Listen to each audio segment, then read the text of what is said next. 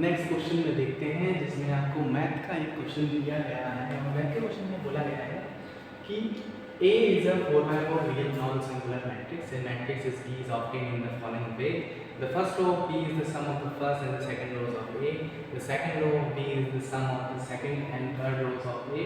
The third and the fourth rows of B are the third and the fourth rows of A respectively. So the rank of B, यहाँ पे आपको rank निकालना है ना। सबसे पहले तो दिया क्या था, दिया यह है कि आपको 4x4 का एक मैट्रिक्स दिया हुआ है इसमें, जो कि हमने ले लिया A 11 12 13 14।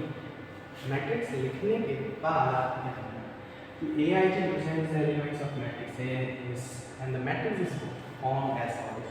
The first row of the B is the sum of the first and the second rows of A. तो देखिए यहाँ पे जो कंडीशन बोली है कि the first row of B is the sum of the first and the second rows of A. तो यहाँ पे आपको फर्स्ट और सेकंड रो का, फर्स्ट रो और सेकंड रो का यहाँ पे आपको, तो B जो है फर्स्ट रो और सेकंड रो का सम है, तो ध्यान रखिए। अब इसको हम बात करते हैं, second row of B is the sum of the second and third rows of A।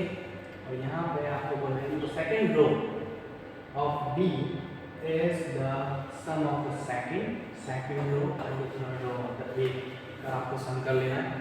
तो यहाँ पे हम सम कर लेंगे इसका, तो यहाँ पे हम A का सम करेंगे, A 11 के साथ A 20 सम करा, ऐसे ही A 12 के साथ A 22 के साथ सम करेंगे, A 30 के साथ। तो ये जो है ना फर्स्ट रो का हम सम करा हमने सेकंड के साथ, और इस वाली लाइन का हमने सेकंड रो का जो है थर्ड वाली रो के साथ। अब आपको तो थर्ड रो का एक और कंडीशन है कि third and fourth row of the B's are the third and row A respectively, ये जो दिया है आपको ये हमने इसमें ले लिया। तो ये जो आपको ये दोनों लाइन से यहाँ पे देखिए प्लस थर्ड लाइन और फोर्थ लाइन हमने इसमें ऐड कर दी, तो ये जो है बी बन के तैयार हो गया। अब आपको इसकी रैंक बतानी है, मेन काम था इसका रैंक बताना। तो यहाँ पे मैंने एक लाइन रखी है कि जैसे कि आप कैलकुलेट करते हैं rank of the matrix B, the rank of a matrix B is the maximum number of the linearity independent rows and the columns in the matrix. To calculate, देखिए सबसे पहले तो जो रैंक डिपेंड करती है वो डिपेंड करती है किस पर, उसकी इंडिपेंडेंस पर। अगर जितनी रोज जो होती है इंडिपेंडेंट होती है वो हमारी उसकी क्या होती है, रैंक। इस रैंक को कैलकुलेट करने के लिए हम परफॉर्म करते हैं row reduction to find the equivalent form of row reduction.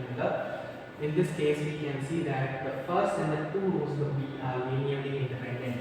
The first two rows जो हैं वो हैं एक दूसरे से linearly independent.